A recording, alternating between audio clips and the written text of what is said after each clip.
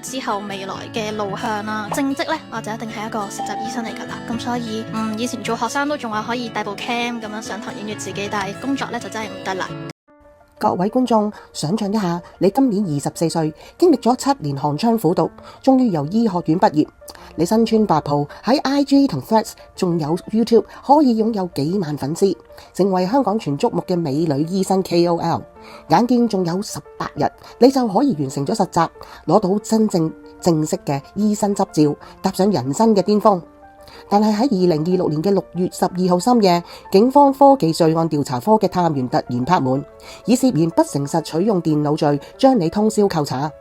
第二日中午，你喺全港嘅攝影機攝錄機嘅燈光之下，由探員押返你去工作嘅明愛醫院現場搜證，你嘅實習合約即時被醫管局高度終止，專業生涯一鋪清袋。當你驚魂未定嘅時候，喺差館所見到警方舉報信嘅時候，你先迎來人生最大最殘酷嘅重擊。原來醫管局之所以可以攞到咁多鐵證，警方可以雷霆出擊，源頭根本唔似係自動報警，而係同你朝夕相對，同為醫學精英涉案被你偷用 CMS 系統賬戶長駐屯門醫院嘅醫生男友，親自入警署大義滅親將你舉報。呢個唔係編造嘅電影劇本，而喺2026年嘅6月，震撼全香港嘅醫療界同埋成個 Internet、成個網絡世界真實嘅一幕。涉案嘅女主角就係網名 Angel 嘅實習女醫生。根據傳媒嘅獨家爆料，呢場大案嘅背後，竟然係一場現代版高智商精英階層最冰冷嘅大難臨頭各自飛啊！大家好，我係法國妹啊，歡迎睇今集嘅心思思，我哋繼續剝洋蔥咯。記住訂閱我個 channel，like 啲條片，建設嘅性留言，同埋 share 俾你嘅朋友，多謝。呢個 post 一出嘅時候，所有香港嘅討論區都瞬間炸開，有好多網民喺留言區痛罵呢位醫生男朋友嘅冷血、冇義氣、出賣枕邊人。但係從法理事實嚟睇，呢位男醫生做出嘅係一個教科書級別嘅，幾乎殘酷到絕對理性自保嘅行為。我哋必須要睇清楚一個法理嘅事實：香港公立醫院使用嘅臨床醫療資訊系統，即係上次我解釋過嘅 CMS， 擁有極其嚴密嘅 Audit Trail 功能。如果唔記得係 Audit Trail 係點樣解，記得睇翻我上一集。任何人喺乜嘢時間、邊部電腦登入過邊個賬號，睇過邊個病人嘅嘅病歷同埋 X 光片，後台嘅電腦係全部有記錄，冇得賴㗎。當醫管局內部調查發現男方嘅賬戶非常之唔尋常，仲會跨院添㗎，甚至臨床職責完全冇關嘅登入記錄時，男方就面臨一條生死分岔路啦。喺普通法嘅制度底下，如果男方係知情不報，幫手製造呢個藉口，一旦被查出，佢就唔再係受害者，而係觸犯刑事串謀罪嘅共同被告。幫女朋友隱瞞，代價係兩個人一齊坐監，一齊永久被釘牌，7年寒窗，8萬前途，集體陪葬。親自報警就係將自己定性為唔知情、密碼被盜用嘅受害者，一秒切割，保住自己進駐嘅醫生牌。喺8萬前途同埋愛情面前，高智商精英展現出最精準嘅蝕子計算。但係呢個被送入警署嘅女仔，到底係一個點樣嘅人？佢又點解會行到呢一步嘅呢？要理解呢個悲劇，我哋首先要拆解 Angel 嘅學歷背景。根據傳媒最新嘅事實起底，涉案嘅女醫生 Angel 中學並唔係讀啲咩頂級國際學校或者一啲著名嘅名校，佢其實係嚟自一間本地嘅 Band 2中學。全香港人都知㗎啦，本地醫學界無論係港大定係中大醫學院，基本上係由一個 Band 1頂級名校啊，或者 DSE 狀元啊，或者係啲富裕世二代啊嘅壟斷階層嚟㗎嘛。一個冇家世、冇背景嘅 Band 2學生，要俾超出常人幾多倍嘅通宵、幾多倍嘅汗水同埋幾多倍嘅意志力，先可以打破呢個階級壁壘，成功考入港大嘅醫科。佢原本手握全香港最完美、最熱血嘅基層易變教學書，全憑佢一己之力逆天改命。24歲一畢業，披上無數人夢寐以求嘅白袍，呢個勵志神話本來可以激勵無數嘅基層出身嘅年輕人。但問題正正就係出係成功嚟得太快，光環太大。畢業後嘅 Angel 好快就將焦點放咗喺網絡世界，喺 IG、Threads 同埋 YouTube 苦心經營呢個美女醫生嘅網紅形象。喺社會心理學上面，呢種由底層快速爬升到去頂層，再被網民萬人追捧嘅過程，會產生一種致命嘅心理盲區，就係 entitlement 啦，即係特權感嘅錯覺。當你年輕嘅時候，手上突然掌握一啲公院醫生嘅中央管權限，出入受人尊敬，網絡上隨便一條片一個 post 都好多個 like， 喺你身體上邊名利多巴胺嘅衝擊，會令你以為自己高人一等，體制嘅規矩吹你唔脹。為咗滿足網絡打卡嘅虛榮心，為咗一時好奇或者私怨，佢忘記咗法律同埋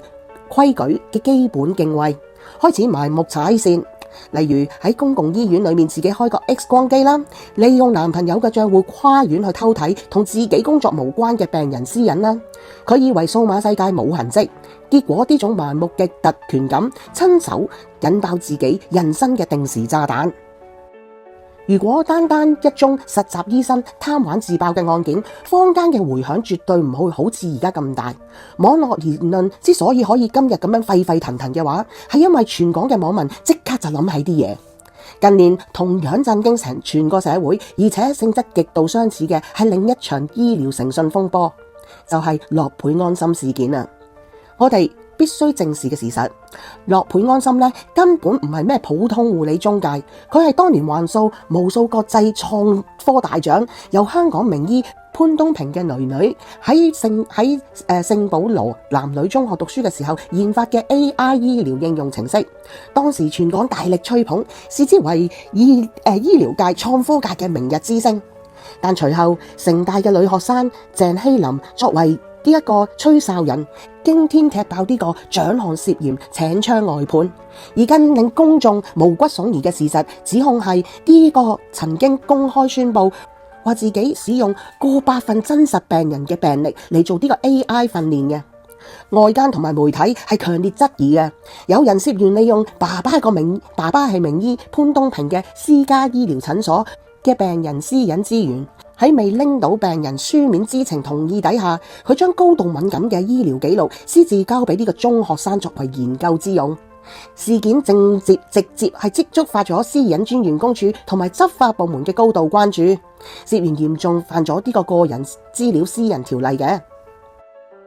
當我哋將 Angel 呢單案同埋樂倍安心嘅風波擺埋一齊，你會發現兩者裏面嘅邏輯其實真係如出一轍嘅。兩單案件全部都係卡死喺香港市民最脆弱嘅死穴，就係醫療系統病人私隱嘅全面失守啊！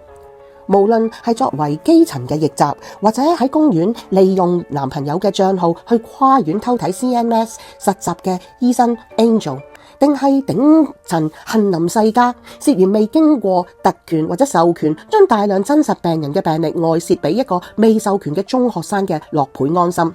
佢哋嘅核心行為全部都係利用自身嘅特權同埋資源，將市民最私隱、最赤裸嘅健康記錄視為個人嘅名利變現，或者滿足到佢哋一時嘅虛榮工具。醫療系統之所以俾到醫生最高嘅權限，係因為公眾對呢個專業有着絕對嘅誠信寄託。但呢兩單案徹底咁撕碎呢個層保護網，仲要俾全香港市民都發現，哇！原來我哋最敏感嘅病歷喺呢班瘋狂追逐呢個流量同埋名利嘅精英眼中，竟然可以如此隨意咁踐踏嘅。最令坊間惹起呢一個核彈級嘅回響，最令網民感到憤怒同埋心寒嘅，並唔單止係私隱外泄，而係同一個醫療體制、同一條法律紅線面前，兩個唔同階級嘅主角所迎接嘅係極度殘酷嘅階級命運反差。點解我咁講？我哋一齊可以對比下呢兩個事實。首先睇樂倍安心風波，主角就係真正杏林貴族、名校高材生、名醫後代。事件發酵，面臨私隱風暴之際，爸爸媽媽高調發表聲明，以主動放棄國際同埋本地獎項為手段，迅速就將呢個後代築起一層保護網，完成一個政治安全嘅離場。而最諷刺嘅係，當日頂住啲壓力去揭發黑幕嘅吹哨者，反而係因為涉嫌觸犯起底罪而被警方拘捕。網民都好嬲，頂層嘅階級就算鬧出一啲乜嘢驚天嘅醜聞，佢哋家族擁有嘅係龐大法律同埋社會嘅資源，依然能夠成為最堅固嘅避彈衣。聽講話囡囡已經出國升學啦。當舞台轉到去呢個實習醫生 Angel 身上呢，佢冇家底，佢冇背景，只係一個靠住自己爬上嚟嘅 Band 2基層學生。佢一旦犯錯，成個體制呢就夾住佢嚟清算。佢比任何人都要嚟得好殘酷，仲今次嚟得好快添。冇家庭背景嘅佢，當然冇發聲明去掩飾啦，亦都冇頂級資源嘅大狀同佢做啲公關危機，處理呢啲公關危機。等待佢嘅係朝夕相對嘅男朋友，精算計算住呢啲咁嘅法律風險之後，立刻大義滅親咁去報警。喺醫管局嘅實習期其實剩翻18日之際，而家醫管局毫不留情，仲要好高調咁解僱 Angel。大家見唔見到一個赤裸裸而且最真實嘅階級現形記啊？呢兩單案同時展現咗高智商階層最冰冷、最精明嘅絕對對自己有利嘅主義。喺約判安心嘅事件裏面，我哋睇到係家族制度式嘅保護自己防護網，將一場涉及誠信同埋病人私隱嘅公共風暴，巧妙咁包裝成為網絡欺凌，同埋用階級去平息呢個風波。而喺 Angel 呢單案裏面，我哋睇到係情侶之間嘅利益博弈。醫生男朋友喺面對 Audit Trail 呢個數碼鐵證嘅時候，明白到講多一句或者幫多一下手，自己嘅8萬年薪嘅前途就會一齊陪葬。於是佢用最快嘅速度選擇去同執法部門舉報呢個枕邊人。冇溫情，冇愛情，冇義氣，只有冷冰冰嘅法律計算。呢啲就係現代社會頂層嘅精英面對危機時候嘅生存法則。好多人喺度食花生嘅同時，都抱住一個對少少錯誤嘅法律盲區。